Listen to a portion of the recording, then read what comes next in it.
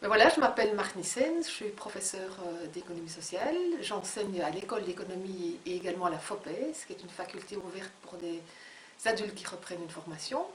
Et je développe mes recherches dans le champ de l'économie sociale et solidaire depuis maintenant 25 ans, en me partageant entre deux centres de recherche, le CIRTES et l'IRES.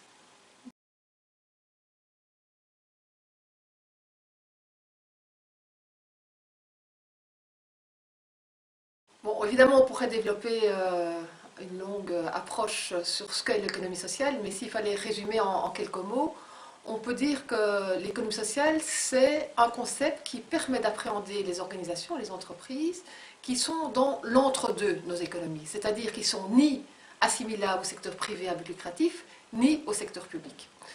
Pour donner une réponse plus positive, pour définir concrètement, une façon de décrire ces organisations, c'est les décrire à travers trois piliers. Le premier pilier, c'est la finalité de service. Donc ces organisations sont des acteurs économiques, mais leur finalité première, c'est une finalité de service aux membres de la collectivité et non la maximisation du profit. Ça ne veut pas dire qu'elles ne peuvent pas faire de profit, qu'elles ne peuvent pas faire un surplus économique, mais que la finalité première, le moteur premier de l'organisation, c'est celui de la finalité de service aux membres de la collectivité. Donc ça, c'est le premier pilier, la finalité sociale. Le second pilier, ce sont des acteurs économiques. Et donc ces organisations créent de l'emploi, de la valeur ajoutée, et prennent réellement un risque économique. Autrement dit, les acteurs qui sont derrière ces organisations doivent trouver les ressources qui peuvent venir du marché, qui peuvent venir de l'État, qui peuvent venir de ressources volontaires pour permettre de développer leur activité économique. Le troisième pilier est le mode de gouvernance participatif. Donc qu'est-ce que ça veut dire? Dans une entreprise classique, le mode de gouvernance est le suivant. Vous êtes dans l'Assemblée générale et la règle de décision, c'est une part, une action, une voix. Dans les entreprises d'économie sociale, il s'agit de la règle suivante, une personne, une voix, quel que soit le nombre de parts, de propriétés que vous avez dans votre poche. Ce mode de gouvernance participatif ne se limite pas à l'Assemblée générale, mais ces entreprises essayent d'impliquer les différentes parties prenantes, que ce soit les citoyens, les usagers, ceux qui détiennent des parts de capital, dans la gouvernance de l'entreprise. Alors au niveau de l'emploi, c'est assez facile, il y a un chiffre que l'on cite. Donc, au niveau de la création d'emplois salariés, c'est de l'ordre de 12% de nos économies. Alors 12%, ce n'est pas rien, Et ce qui est intéressant, c'est que quand on regarde la croissance de l'emploi dans les différents secteurs, donc si on compare le secteur privé à but lucratif, le secteur public et le secteur de l'économie sociale, on voit aujourd'hui que l'emploi se développe plus rapidement dans le secteur de l'économie sociale. Alors, autre chose de très importante quand on pense à l'importance de l'économie sociale dans les économies, bien sûr, elle crée de l'emploi, mais énormément de volontaires et des bénévoles sont actifs dans l'économie sociale et créent aussi de la valeur ajoutée.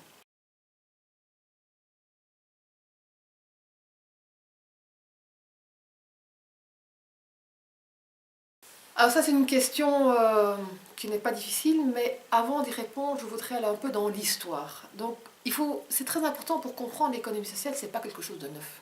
Quand vous regardez l'histoire de nos sociétés, et pas que nos sociétés à l'étranger aussi, dans les sociétés du Sud également, vous voyez que ce type d'organisation, même si on ne les appelait pas l'économie sociale, ont toujours contribué au développement socio-économique de nos sociétés. Et donc, ces organisations ont un rôle d'innovation sociale. Je vais prendre un exemple. Aujourd'hui, l'assurance maladie, la sécurité sociale fait partie de notre entourage et assure un rôle très important dans le développement de services publics pour la population. Mais regardez l'origine de la sécurité sociale, ce sont des organisations d'économie sociale au XIXe siècle. Et donc en fait, la spécificité de l'économie sociale, c'est qu'elle répond toujours à des besoins qui touchent à la qualité de vie quotidienne des populations. Alors aujourd'hui, comme nous sommes dans une société en pleine mutation, eh bien c'est pas étonnant que l'économie sociale est en train de se redéployer. Et donc si vous prenez les 17 buts goals du développement durable, vous voyez que dans la plupart d'entre eux, les organisations d'économie sociale y contribuent. Pensons aux organisations de circuits courts. Vous savez que la question de l'alimentation de qualité est un défi primordial pour nos sociétés. On a énormément de nouvelles coopératives qui mettent en lien au niveau local des citoyens, des consommateurs, des agriculteurs pour penser différemment la distribution de produits alimentaires. Pensons aux énergies renouvelables. Vous avez des coopératives d'énergie, coopératives citoyennes. Ce sont des citoyens qui décident de développer des coopératives pour développer, en l'occurrence ici, de l'énergie éolienne. Pensons à la question de la finance sociale. On sait aujourd'hui que la question de la finance est bien sûr centrale dans le développement de la société, mais de plus en plus d'investisseurs ne veulent pas se limiter à un simple rendement financier. Et donc l'économie sociale a développé toute une série de produits financiers qui permettent de combiner un rendement financier et un rendement social.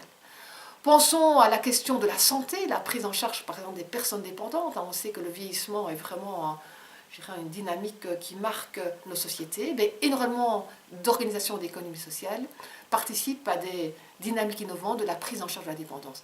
Et je pourrais continuer. Et donc le propre de l'économie sociale, c'est de développer des réponses novatrices à ces besoins qui touchent vraiment la qualité de vie des citoyens dans une société.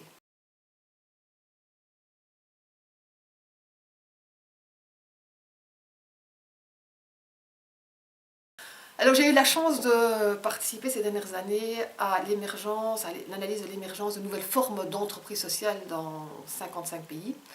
Et ce qui est passionnant, c'est sûr que les contextes sont différents. Les contextes de l'Amérique du Sud, de l'Asie du Sud-Est, de l'Europe sont différents. Mais dans toutes ces sociétés, on voit vraiment une revitalisation de l'économie sociale, qui prend des formes différentes suivant les contextes. Mais il y a vraiment un bouillonnement, un foisonnement tout à fait étonnant des formes d'économie sociale qui s'observent dans des contextes très différents. Donc c'est vrai, comme vous le dites, il y a un ancrage fort au niveau local, mais ce qui est intéressant, c'est de voir que cet ancrage local donne, je dirais, naissance à des formes d'économie sociale dans des contextes très différents. Alors certaines initiatives d'économie sociale font ce lien entre le nord et le sud. Pensons aux organisations de commerce équitable. Le but là est de mettre en relation des acteurs d'économie sociale au sud, par exemple des coopératives de producteurs de café, de cacao en Amérique latine, et des consommateurs qui souvent s'approvisionnent à travers des organisations d'économie sociale. Mais c'est vrai que la plupart de ces organisations, comme elles sont portées par des collectifs citoyens, sont extrêmement ancrées localement. Elles sont ancrées localement, mais la spécificité, c'est qu'elles interpellent l'ensemble de la société. Bien sûr, elles ne vont jamais être la seule forme économique. Nous sommes dans une économie plurielle avec des organisations capitalistes du secteur public et de l'économie sociale, mais la spécificité de l'économie sociale, c'est qu'elles interpellent le modèle dominant. Prenons le cas de la finance sociale ou du commerce équitable. Ce sont des organisations d'économie sociale qui ont été pionnières dans ce champ-là, et aujourd'hui, ces débats sont aussi au cœur des entreprises classiques.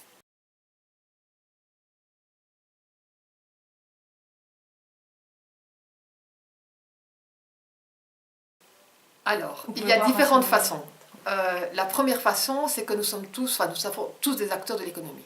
Notre première forme d'engagement dans l'économie, c'est que nous sommes des consommateurs. Et donc la question de poser des choix conscients qui internalisent, je dirais, les différents piliers du développement durable sont extrêmement importants en tant que consommateurs. Il se fait que si vous voulez acheter dans les circuits courts, acheter des produits de finance sociale plus solidaires, il y a des fortes chances que vous tourniez aussi vers des organisations d'économie sociale. Première façon.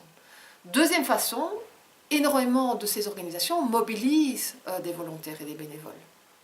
Et donc, si on faisait une petite enquête, on serait surpris du nombre de personnes qui, de fait, sont actifs dans des mouvements d'économie sociale, sans le savoir.